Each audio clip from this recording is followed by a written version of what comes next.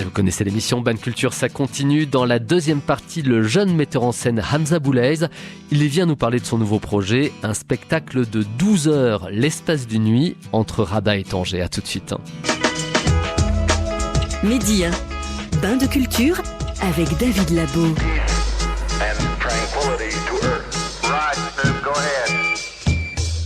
On a déjà eu le plaisir de l'accueillir dans cette émission, le metteur en scène Hamza Boulaiz, membre de la compagnie Spectacle pour tous. Leur projet, Agit Farej, amener le théâtre là où on ne l'attend pas forcément. Hamza Boulaiz, notre deuxième invité ce dimanche. Avant de le rejoindre, son parcours est retracé par Christophe Godino. Hamza Boulaiz est diplômé de l'Institut supérieur d'art dramatique et d'animation culturelle de Rabat. En 2010, à sa sortie de l'école, il monte avec d'autres artistes la compagnie Spectacle pour tous. Leur principe, c'est que l'on soit riche ou pauvre, que l'on habite en ville ou à la campagne, tout le monde doit avoir accès à la culture. Il y a 3 ans, la compagnie inaugure son camion théâtre, Agit Farej, une vraie salle de spectacle, une 60aine de places montées sur 4 roues. Ville, village, des montagnes du Rif jusqu'à celles de l'Atlas, les comédiens sillonnent le royaume sans relâche et vont même au-delà. L'été dernier, ils sont dans le sud de la France pour présenter leur dernière création au Festival d'Avignon. Le même été, Hamza Boulaiz est invité par les Nations Unies à prendre la parole au siège de l'organisation à New York, une conférence sur la montée de l'extrémisme et sur les moyens de la prévenir. Tout chez ces jeunes-là. Les grandes organisations peuvent aussi venir en aide aux jeunes à l'école et dans les quartiers défavorisés. L'école est la solution. On ne peut pas rentrer dans les maisons. Par contre, je pense au sein des écoles, et je parle des écoles publiques dans la région maintenant, on peut tous entrer là-bas. La culture, seul remède contre l'obscurantisme. La culture est la solution, répètent à l'envi les acteurs de ce domaine au Maroc. Hamza Boulaiz est l'un d'entre eux. Il a aujourd'hui 28 ans et il est l'invité de Bain de Culture. Bain de Culture, théâtre. Bonjour Hamza Boulaiz. Bonjour David. On vient de retracer à grands traits votre parcours. Et quel parcours! Si on vous a invité ce dimanche, c'est pour que vous nous parliez de votre dernier projet, un spectacle qui va se dérouler entre 2 villes, le temps d'une nuit. Les villes, c'est Rabat et Tanger. Et quand je parle d'une nuit, c'est que cela va commencer un soir à Rabat ou à côté de Rabat et cela va s'achever le lendemain matin à Tanger. C'est bien ça? Ouais. Racontez-nous alors le déroulement, comment ça va s'organiser? Le déroulement de spectacle, alors ça va démarrer comme ça. Entre 20h et 22h, on reçoit le public. Entre 22h et minuit, les 4 premières scènes. C'est des ateliers que j'ai lancés en janvier dernier avec des enfants porteurs de la trisomie 21, des enfants handicapés, des sourds-muets et des autistes. Nous avons travaillé 4 scènes avec eux. Les 4 premières scènes. Par la suite, et le public et les artistes, ils vont prendre un bus vers Alors Tanger. attendez, on va y aller tout doucement D'accord. et par étapes. Vous dites que vous accueillez le public entre 20h et 22h, c'est cela? Ouais. Donc en fait, c'est parce que le public va arriver de façon échelonnée. Entre 20h et 22h, il y a déjà quelque chose que vous proposez? Entre 20h et 22h, on va bien s'assurer qu'il y a tout ce qu'il faut, et pour le public et pour les artistes, pour passer une nuit exceptionnelle. Donc les draps, tout sera mobile. Quelque chose à manger, l'eau, des transats qu'on va porter avec nous de Rabat à Tanger. Dans ce spectacle, le public a le droit de dormir. Il va dormir pendant une durée du spectacle ou il y a une pause qui est prévue pour le repos, pour le sommeil? En fait, il n'y a pas de pause. Le spectacle dure 12 heures, de 20h à 8h, entre les 2 villes. Alors, il y a l'accueil donc de 20h à 22h, puisque vous le décomposez comme ça de façon précise. Et après, vous dites de 22h à minuit, ce sera le résultat d'ateliers que vous avez fait avec des enfants à besoins spécifiques, des enfants qui souffrent de trisomie 21. Ça veut dire que les artistes, à ce moment-là, ce seront ces enfants? Et ils seront les enfants et des artistes pros. D'accord. Ils ont travaillé avec ces enfants-là. Et puis par la suite, on va prendre tous ensemble le bus vers Tanger. Sur la route, entre 1h et 5h du mat, il va y avoir la scène 6. La scène 6, dans le texte initial, se déroule dans un bus. C'est une écriture en itinérance. Dès 22h, tout le monde, les artistes, ils sont en costume. Ils vont rester en costume jusqu'à la fin du show. Et s'ils jouent plusieurs personnages, l'un des artistes, il va changer dans le parcours les costumes. Mais une fois ça démarre, c'est in, c'est in. Le bus est un bus de voyageurs classique De 50 places. de 50 places. Ouais. Les 50 places, on parle des spectateurs ou les 50 places incluent les artistes? Excusez-moi, c'est très précis, mais c'est pour essayer d'imaginer. Inclut les artistes qui sont dans le bus. D'accord, ok. Mais pas le reste de staff. Parce que mhm. le staff, il n'y a pas juste ceux qui vont être dans le bus. Il y a le staff technique, il y a le staff équipe son, il y a logistique parce que ça demande beaucoup de logistique. Une fois le public à Tanger, directement on passe à la scène 8. C'est comme si on prépare le prochain plateau avant l'arrivée du public et les artistes avec. Donc pendant le temps du trajet, le public continue à être sollicité par des artistes, l'histoire continue. Oui. Vous m'avez parlé de draps, vous m'avez parlé de transat. 12 heures, c'est très long, on est d'accord? Les gens vont être fatigués à un moment ou à un autre. Donc ils auront l'occasion de dormir, mais ils auront la possibilité de dormir quand ils le souhaitent, au moment où ils le souhaitent. Ils vont pas rater une partie du spectacle.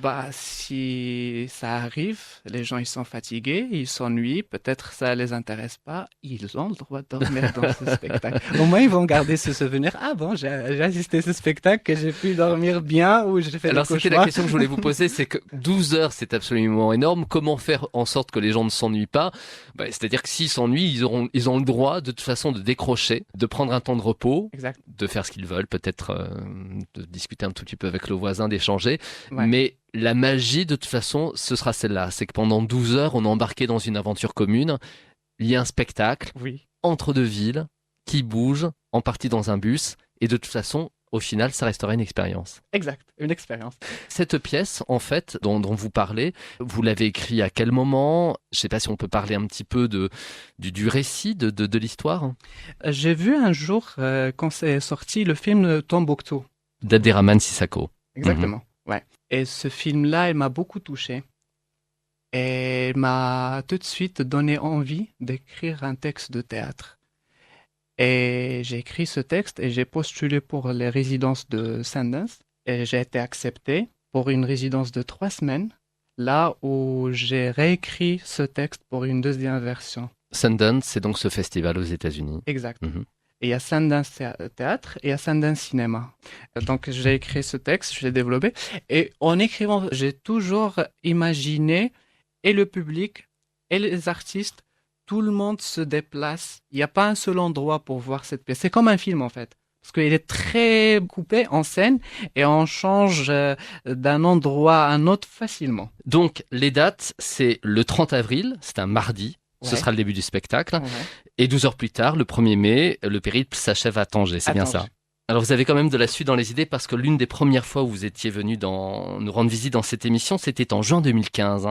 Et vous nous aviez parlé alors du camion théâtre que vous avez réalisé, d'un spectacle dans un bus. Là, c'est pour bientôt, c'est dans quelques semaines.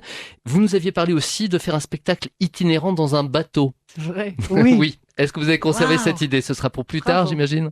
En fait, pour le moment, je ne dispose pas les moyens pour construire carrément un bateau-théâtre. Et aussi, je peux dire que je garde toujours dans ma tête l'idée d'avoir un bateau. Mais il y a un autre metteur en scène qui travaille, une metteuse en scène, femme, qui travaille sur cette idée. Naïma Zetan va construire un floquin, un bateau-théâtre pour un projet. Une Pour frégate, c'est une grande barque, on va dire. Exactement, Mhm, mhm. une grande barque. Je rêve toujours d'avoir un bateau-théâtre et de faire une expérience pareille, mais là, pour le moment, non, j'ai pas... Mais vous n'avez pas abandonné l'idée. Vous l'avez toujours en tête. Non, jamais, Mhm, jamais. mhm. J'ai toujours l'idée de bateau et même un spectacle en avion. Et depuis Avignon, j'ai vu des spectacles qui m'ont beaucoup marqué. D'ailleurs, à Avignon, c'est là où j'ai décidé parce que j'ai assisté à un spectacle de 7 heures qui dure toute une nuit de 23 heures et qui finit à 7 heures. Sauf c'était juste dans un seul endroit. Là, c'est plusieurs endroits.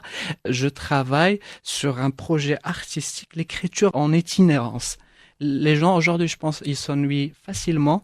Les autres arts avancent. Donc, dans mon petit atelier, j'essaye d'expérimenter certaines choses pour que les gens passent avec nous des expériences, pas que le spectacle.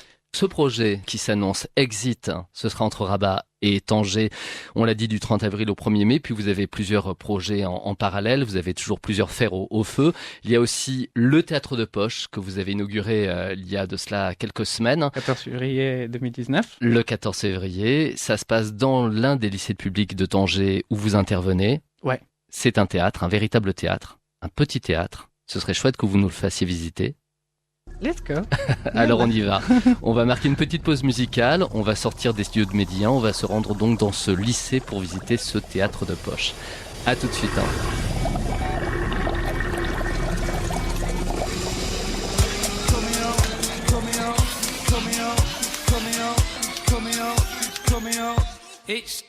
Midi 1, David Labo.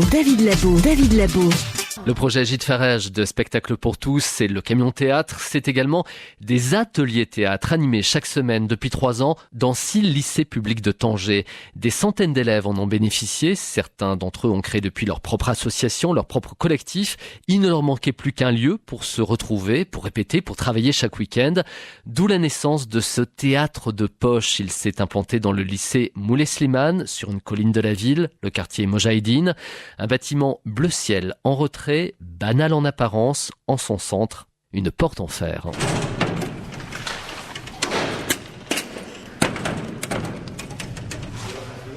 Nous y voilà.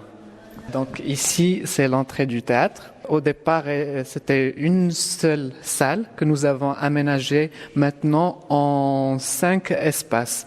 Le premier espace, c'est celui-là. C'est l'administration de la compagnie. Là, on fait nos réunions, là où nous avons nos comptabilités, nos dossiers de presse, etc. Donc c'est un petit espace à gauche en fait qui est délimité par des parois, c'est vitré. Bon, il y a une partie de la salle qui est réservée pour l'administration. Exact. Uh-huh. Et la deuxième partie, c'est les loges. Des loges d'artistes comme dans un vrai théâtre. Je pense, avec les moyens qu'on dispose, oui, il y a du miroir, il y a un peu de tout, l'eau, là où mettre nos affaires. L'idée, c'était de vraiment aménager un petit espace afin qu'on reçoit bien comme il faut toutes sortes de productions ou de spectacles. Et en même temps, c'est un endroit là où l'ensemble des associations et clubs créatifs créés par le projet Gîte Farège sont domiciliés. Ils répètent, ils trouvent tout le temps leurs costumes, leurs accessoires bien arrangés comme il faut pour l'utiliser dans le bon moment. C'est un théâtre là où nous avons une régie en haut, les projecteurs, puis un système de sonorisation. Ça fonctionne comme ça. On ouvre la porte, le public traverse cette structure, il rentre dans le 4e espace, celui qui est désigné au public. C'est des gradins, une capacité d'accueil de 40 places face à une scène noire, totalement noire, là où ça se passe les spectacles. On parle de théâtre de poche parce que c'est un théâtre avec tout ce que cela peut comporter, mais un petit théâtre. Un petit théâtre, oui. Quand le projet Gîte Farège est arrivé dans les lycées, il y avait déjà un éveil à la culture, un éveil au théâtre, ou c'est vraiment quelque chose de neuf? En général, c'est quelque chose de neuf. Depuis les sondages, parce qu'on a des formulaires que les élèves remplissent, sur 100%, il y avait 99% qui font pas la différence entre théâtre et cinéma déjà. Ou un grand, mais vraiment pourcentage n'a jamais mis le pied dans un théâtre ou dans le cinéma. Donc, on a vraiment commencé B à bas. Et là, aujourd'hui, vous allez répéter avec les comédiens du spectacle Exit. Exact. Aujourd'hui, on répète avec les artistes résidents.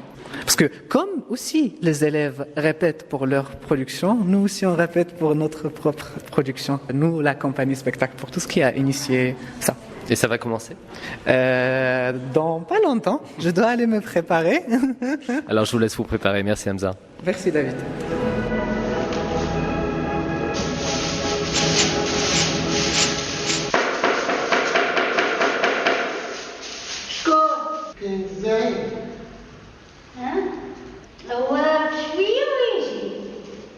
ما شاء الله ما شاء الله. مرحبا بك. عمتي حاسه بزاف ليا اليوم. Et sur la scène, cet après-midi-là, 3 comédiens d'Agit Faraj, parmi lesquels Jeanne El Haloui, membre fondatrice de la compagnie. Jeanne nous parle d'Exit, ce nouveau spectacle, et de son rôle, de ses rôles au sein de cette pièce. حاولت أنا في البيرسوناج ديالي كنلعب واحد المرأة اللي هي كبيرة في السن. Je joue une femme âgée. J'ai essayé de faire des recherches sur le personnage, la voix, la gestuelle, l'attitude, la façon de parler, de se déplacer, de bouger. كيفاش كيهضر كيفاش كيتمشى كيفاش كيتحرك. Et c'est ce qui m'a permis de le camper correctement. Enfin, je l'espère.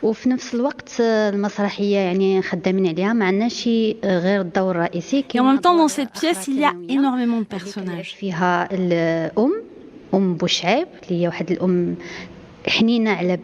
Moi-même, j'en interprète plusieurs. Il y a notamment une mère, elle s'appelle Bouchaïb. C'est une mère aimante, elle est très tendre avec son fils. Elle le soutient et elle cherche à le protéger de son père qui est plus dur avec lui. Après ce spectacle, le fait que l'on soit constamment en mouvement, c'est une chose formidable. C'est une nouvelle expérience. Et vous savez, de toute façon, c'est l'essence même du métier de comédien. Sortir du schéma classique et multiplier sans cesse les nouvelles expériences. Ce qui m'a plu aussi, bien sûr, c'est la variété de mes personnages. Le fait d'aller de l'un à l'autre, c'était un défi. Je n'ai pas à me concentrer sur un rôle seulement, j'en ai plusieurs. Et pour chacun d'eux, il y avait le même travail de réflexion, de recherche. Comment lui donner vie, quelle voix, quelle attitude, quelle gestuelle. C'était un sacré travail. Voilà, Jeanne El Haloui, le nouveau spectacle du projet Agit Faraj Exit, représentation exceptionnelle dans la nuit du 30 avril au 1er mai. Les places sont comptées évidemment. Si vous êtes intéressé, vous pouvez vous inscrire en envoyant un mail à spectaclepourtous2009@gmail.com. Et on a mis cette adresse email sur le site de l'émission, média.com, émission de la rédaction, rubrique Bain de Culture. C'est la fin de l'émission. Merci de votre fidélité. À dimanche prochain. Je vous embrasse.